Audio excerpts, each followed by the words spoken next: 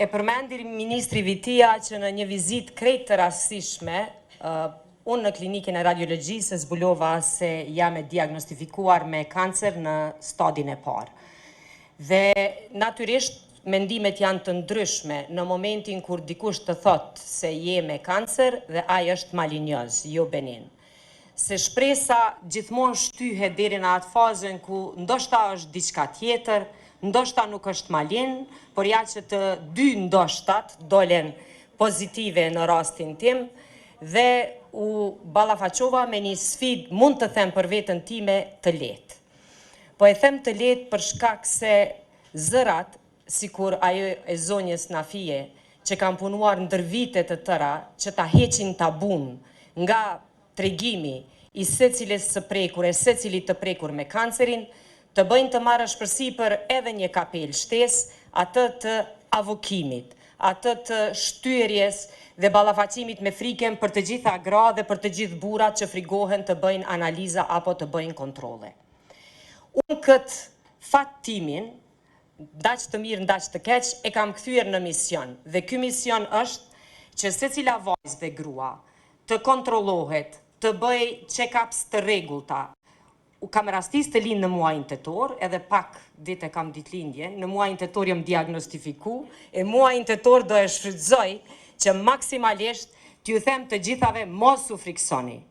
Të gjitha shërbimet të cilat unë i kam marrë në sistemin publik. Do me thënë në klinikën, në gjitha klinikat që i përmenda, në qendrën klinike universitare të Kosovës. Të gjitha krejt çfarë duan, përfshi edhe një analizë shumë të veçantë, e cila ende në rajon në sistemin publik nuk bëhet, e për të cilin duhet jemi shumë falenderues ish presidentes Jahjaga, analizën e Sentinelit në mjekësinë nukleare, e cila kursen gratë edhe nga prerja më e madhe e masës së xhirit, por gjithashtu edhe nga heqja e gjendrave, të cilat mund të pamundsojnë pastaj aktivitetin e dorës në varësisht nga cila anë bëhet operimi. Prandaj të gjitha këto shërbime janë në sistemin publik.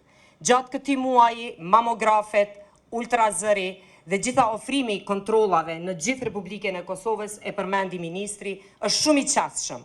Andaj mos u friksoni, nëse ndonjëra ka frikë do vi me ju, ashtu tash më kam fillu edhe të shkoj, kam dërgoj pacientët te doktoresha Shkëndije në radiologjie, të tjerët, po insistimi duhet të jetë shumë më i madh për të gjithë, për arsye se diagnostifikimi i hershëm është shpëtimi i jetës. Unë sipas gjitha gjasave, të paktën ashtu më kanë thënë në klinikën e kirurgjisë torakale, edhe në onkologji, 99% i kam shansat që nuk do vdes prej kancerit. Nëse diçka tjetër ndodh, kam punë me doktorët. Jo, s'është ashtu. Po, sidoqoftë, këtu nuk jam si politikane, po jam si njëra prej ju, si një grua, si një nën, e gjithashtu du të ndaj me ju vetëm edhe një moment shumë personal, dhe kjo ka të bëj me mendimet që gratë i kemi në momentin kur vije diskutimi për diagnostifikim. Shumë gra e mendojnë se ndoshta është më mirë mos ta dinë dhe të shkojnë deri në stadin e fundit, apo e mendojnë se çfarë do të ndodh me të tjerët që i do i lëm pas. Kjo kontroll dhe ky trajtim është për ju. Mendimi im i parë ka qenë për djemtë e mi.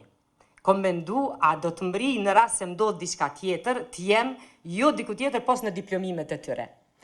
Dhe atëherë e kom kuptu se po bëhem, ndoshta jam duke marrë jam mendu keq. Ta mendoj për veten, për pjesën tjetër të jetës dhe aktivitetin që duhet ta bëjmë. Prandaj edhe ju, së pari, bëjeni për veten tuaj dhe pastaj për të gjithë tjerët që ju duan. Ju falenderit.